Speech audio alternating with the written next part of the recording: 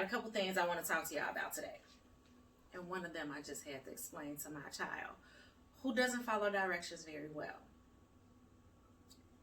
She's one of those kids who jumps the gun. She wants to jump ahead of the direction and thinks she knows what's to come. And sometimes we're supposed to be listening for the full directions before we jump in and move full speed ahead, and we think we know what's to come. I hope that made sense for y'all, because it sure made sense for me when I gave it to her. So a couple weeks ago, I was on the Dan Ryan. I was listening to, I think it was Troy Tyler on V103. And she brought up a very significant point. She was talking about this teacher who put this young man out of her classroom because he would not remove his hat. And the teacher sent him to the principal for being disobedient. Now, here's the thing. Most of the time, the way this will go is that because the teacher asked you to leave, it's obvious. You show up in the principal's office, you're still wearing the hat. It's obvious that you are being disobedient. And the first thing we want to do is what?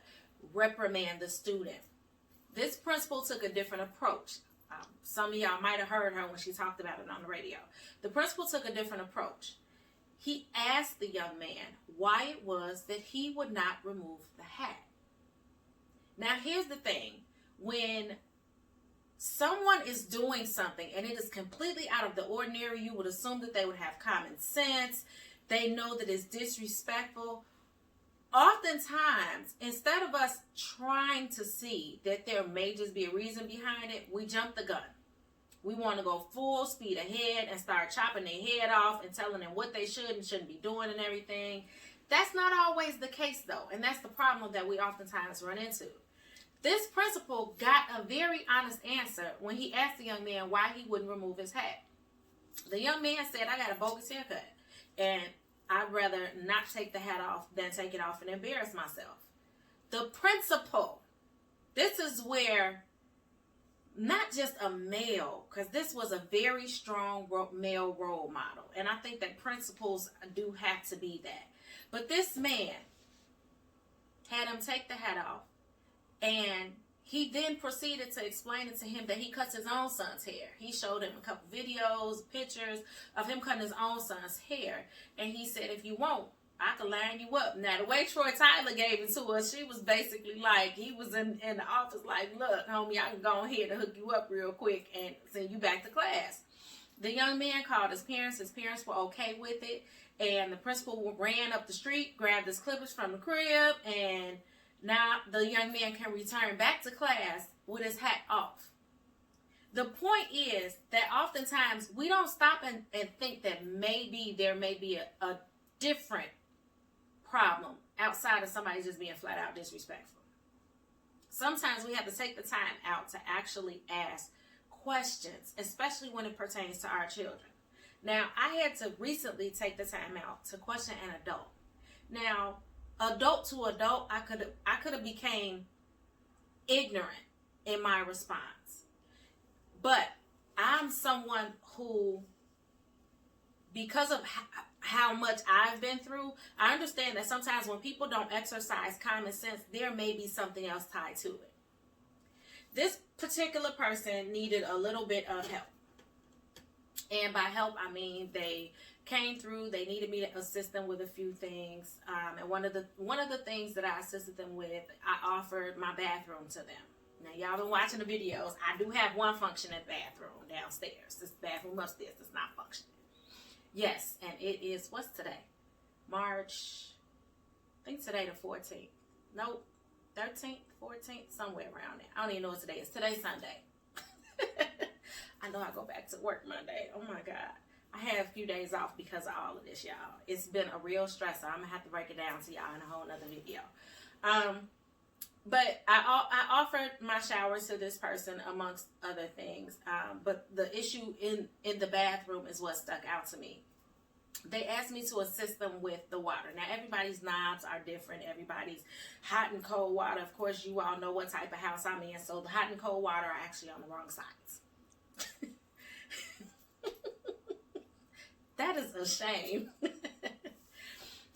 So they asked me to assist them with the water, and when I came into the bathroom, I noticed that they had my face towel and my dry towel. Now, mind you, I'm one of them people who has the rack above the tub. Above the toilet. When you come in my bathroom, you don't have to come out. You can get fully dressed in there. Everything you need is actually in the bathroom. And I have it that way because if I have to assist anybody in any type of capacity, they have everything they need in the bathroom. That's just how I am. Now, immediately, I was thinking to myself, ugh, that's disgusting. Who uses somebody else's towels? But here's the thing. If there's a towel rack and it's full of face towels, dry towels, I even have the half towels that we use for our hair.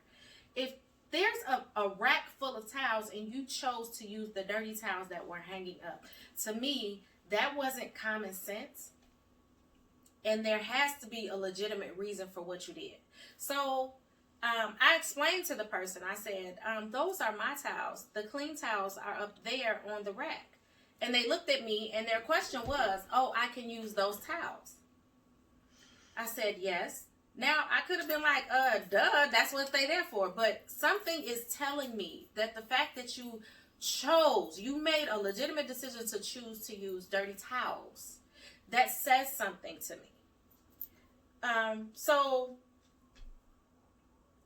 they said, where I come from, we can't use the towels on the rack. And I said, okay. And they said, I used the towels on the rack and I got cussed out for a whole day. And I'm like, come on now. Nobody curses anybody out for a whole day for using the good towels. And they were like, no. The other person was so upset that they created a whole sign and put it up there on the towels and taped it across the wall to make sure. And they explained to me, I want to make sure your so-and-so don't do this again.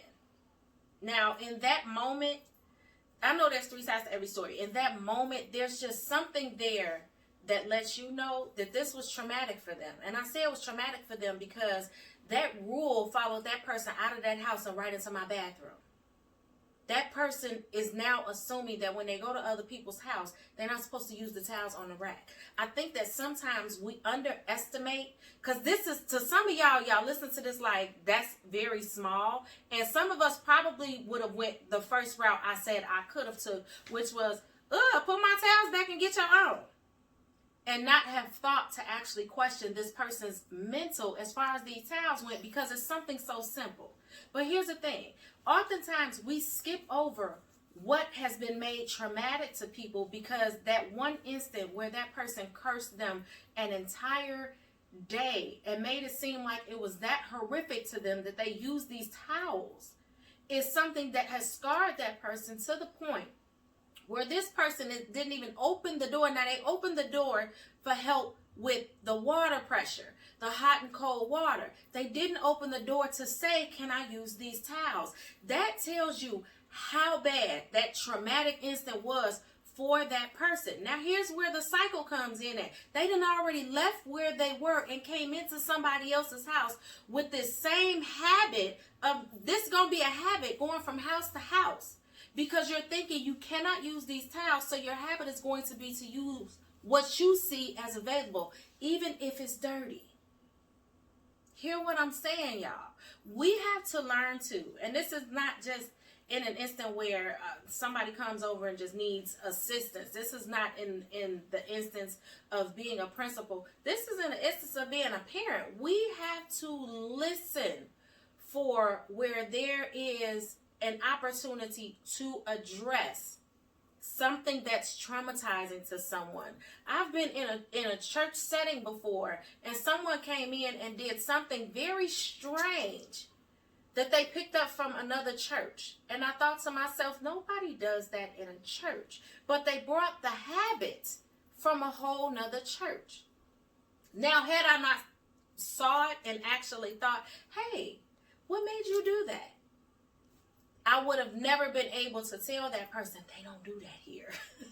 You guys understand what I'm saying? It's one of those things where you really have to ask questions, be mindful about the other person's feelings, and understand that if they're doing something habitually because of a traumatic incident that they've already endured, that you have to tread lightly when you go to question them about this. Don't assume everybody got common sense. Common sense not common. And when people do things that seem to be out of the ordinary to us, we should be able to go and address it in a very respectable way, but make that person comfortable with actually telling you what it is that caused them to do what you thought was so wrong in the first place.